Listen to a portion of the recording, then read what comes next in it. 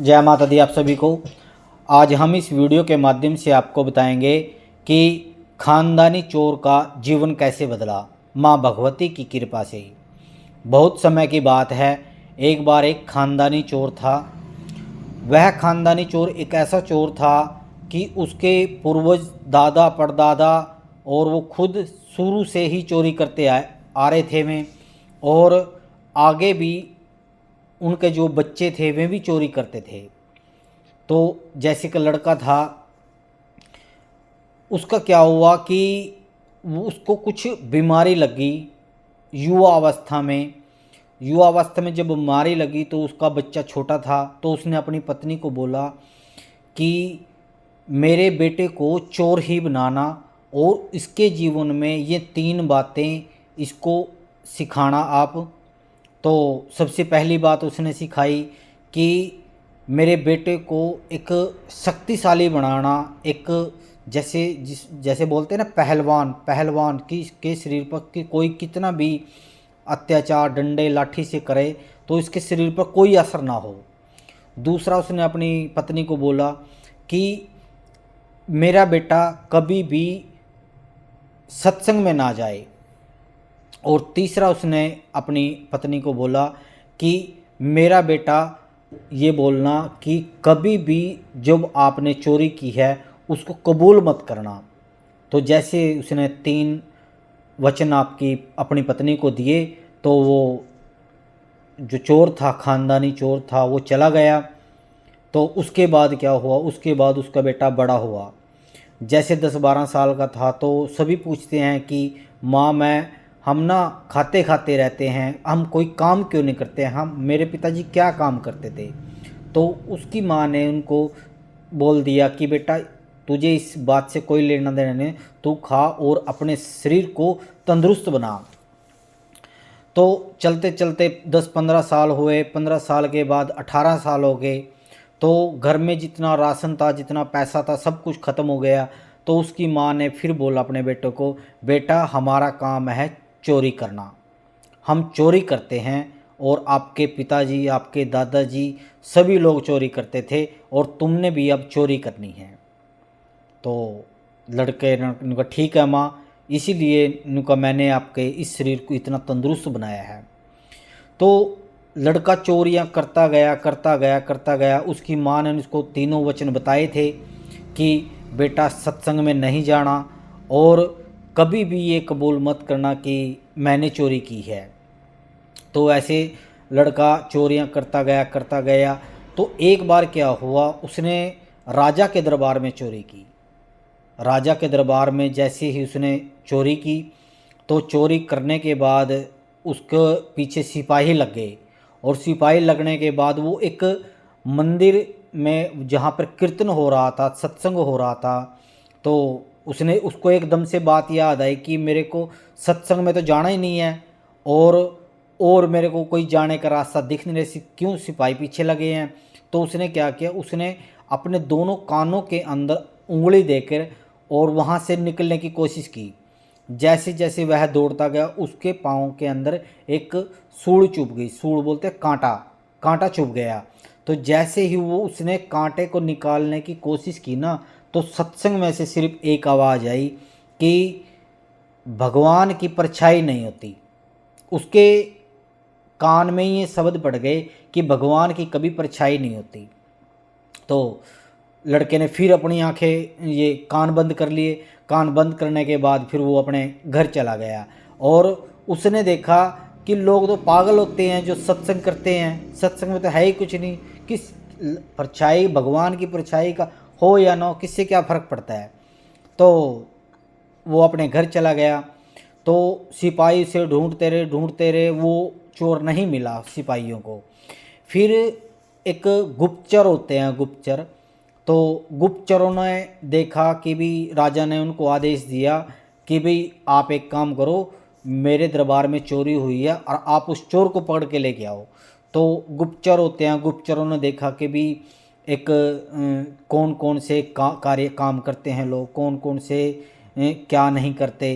तो उन्होंने देखते देखते देखते फिर उन्होंने एक चीज़ देखी कि भी ये लड़का दिन में तो सोता है और रात को जागता है और काम कोई नहीं करता।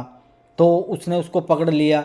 पकड़ने के बाद जैसे ही उसको राजा के दरबार में ले गए, वहाँ पे उसको एक दासी मिली और दासी ने उसको बोला कि मुझे यही लगता है कि इसी ने चोरी की है। इसके पापा भी पहले चोरी करते थे, इसके दादा भी पहले चोरी करते थे और इसी लड़के ने चोरी की है। तो राजा ने क्या किया, राजा ने उसको कैद खाने में डाल दिया। कैद खाने में डालने के बाद उनके राजा के सिपाहियों ने उनकी पिटाई की। पिटाई करने के बाद उस लड़के का शरीर था बहुत तंदुरुस्त, तो उन्होंने उसको बहुत मारा। उसके अपने पिताजी की बात याद आई कि मैंने कभी भी चोरी कबूल नहीं करनी। सबसे पहली बात उसकी ये याद आई। तो उसने क्या किया, उसने चोरी नहीं कबूल करी। तो राजा के पास सिपाही गए। सिपाही ने बोला कि महाराज जी ये तो चोरी कबूल ही नहीं कर रहा है, हमने बहुत इसको प्रताड़ना दी पर मगर ये चोरी कबूल करने वाला ही नहीं है। तो उसने क्या किया, फिर एक जो बोलते हैं ना बहरूपिये, तो एक बहरूपिये होते हैं, तो उसने बोला दासी ने कि मैं महाराज जी इससे ये उगलवा दूंगी कि सारा सच सामने आ जाएगा कि भी हाँ इसी ने चोरी की है। तो उसने क्या किया, उसने एक माँ भगवती का रूप धारण किया। माँ भगवती का रूप धारण करने के बाद और जैसे फिल्मों में होता है ना कि अपने आप दरवाजे खुल देते हैं, फूलों की वर्षा हो जाती है, सारी लाइटें बंद हो जाती हैं, तो वैसे ही उसने एक ऐसी टेक्निक की कि जिससे बिल्कुल ऐसा लगे कि भाई यहाँ पर माँ भगवती है।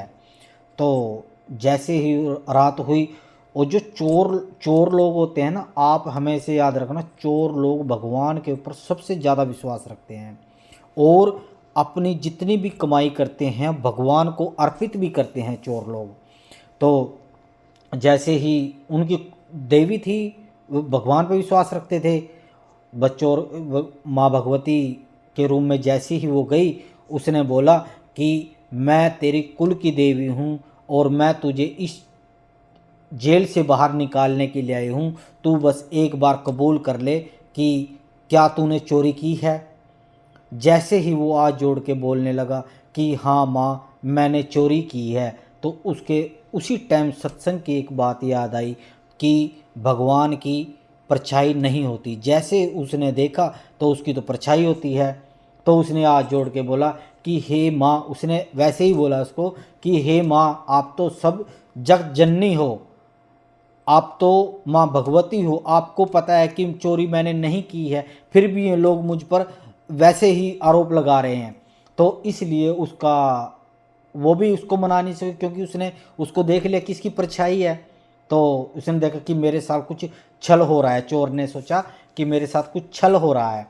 तो वो बिल्कुल भी नहीं माना, बिल्कुल भी माना। फिर उसको वहाँ से रिहा कर दिया चोर को। चोर जिस टाइम वहाँ से रिहा हुआ, वो चोर घर आया और घर आके उसने सिर्फ एक ही बात सोची कि मैंने सत्संग की एक बात मानकर मैं मौत के मुंह से बाहर निकला हूँ। अगर जो मैं सत्संग सुनता रहता, मेरे पूर्वज सुनते रहते, तो आज हम कहाँ से कहाँ होते। तो ये माँ भगवती ने बस जैसे ही उसने घर आया और उसने माँ भगवती की शरण में ले ली और माँ भगवती ने उसका संपूर्ण जीवन बदल दिया। तो दोस्तों ऐसा ही है सत्संग, भजन, ये मंत्र, ये तीन चीज़ें होती हैं। जैसे आप सत्संग के माध्यम से भी भगवान को प्राप्त कर सकते हो, भजन के माध्यम से भी आप परमात्मा को प्राप्त कर सकते हो, और मंत्रों के द्वारा भी और सेवा के द्वारा भी। हमारे जीवन में 3-4 प्रकार की ये चीज़ें हैं। आप माँ भगवती का जप करें, मंत्रों को सुने, उनकी कथाएं सुने, उनके स्तोत्र सुने, उनके कवच सुने, माँ भगवती की कहानियाँ सुने, तो माँ भगवती आपको ऐसा कनेक्ट कर देगी अपने पास कि जिस तरह आप कल्पना भी नहीं कर सकते उस चीज़ की। आपके जीवन में पॉजिटिव ही पॉजिटिव एनर्जी आती चली जाएगी। आप जो इस संसारिक जीवन में झूठ, छल, कपट, बेफजूल का झूठ बोलते हो या कोई भी कार्य में आपका मन नहीं लगता, तो इन सारी चीज़ें आपसे अलग हो जाएंगी आपकी, और आपका जीवन एक मंगलमय हो जाएगा। क्योंकि देखो ये संसार है, और इस संसार में इसका एक भरपूर आनंद लो। मान के चलो अगर आप किसी भी एज में हो, मुझे नहीं पता इसके बारे में, आप किसी भी एज में हो, मान के चलो आपकी किसी दुर्घटना में मृत्यु हो गई, तो भगवान को क्या जवाब दोगे आप? भगवान को क्या जवाब दोगे कि भगवान पूछेगा कि आपने किया क्या है? जो हमारे अंदर आत्मा आती है ना, ये आत्मा सिर्फ एक मोक्ष की प्राप्ति के लिए शरीर को चुनती है। आपने पता भी है कि आत्मा ना कभी मरती है और ना ही जन्म लेती है, ये मोक्ष मोक्ष के लिए आई है। और हम क्या है, हम इस संसार जीवन में पड़ गए हैं। तो मैं ये नहीं कहता कि आप दिन रात परमात्मा के एक जंगल में चले जाओ और वहाँ पे सिर्फ मात्र 10 मिनट परमात्मा का अरदास करो। जैसे आप कहीं पे ट्रैवल कर रहे हो, चलते फिरते काम करते हुए माँ भगवती का ध्यान करें, मंत्रों का जाप करें। जो ऐसा नहीं है कि हमारे माँ भगवती सारे चक्र खोल लेगी, उसका 1 सेकंड का काम है आपकी कुंडली खोलना। जिसे तीसरी आंख बोलते हैं ना, तीसरी आंख बोलना 1 मिनट का काम हो, 1 सेकंड में खोल देती है वो। बस क्या है, आप एक शुरुआत करें, माँ भगवती से जुड़ें, थोड़ा थोड़ा मंत्र बीज मंत्रों का जाप करें। कोई आपको गुरु बनाने की जरूरत नहीं है, आप माँ भगवती को ही गुरु बनाओ। माँ भगवती से ही ज्ञान प्राप्त करो। इस चैनल के माध्यम से हम आप सभी को माँ भगवती तंत्र मंत्र यंत्र, माँ भगवती लीलाएं कथाएं, हर प्रकार की जानकारी देंगे। और आप माँ भगवती का कमेंट में जयकारा जरूर लगाएं।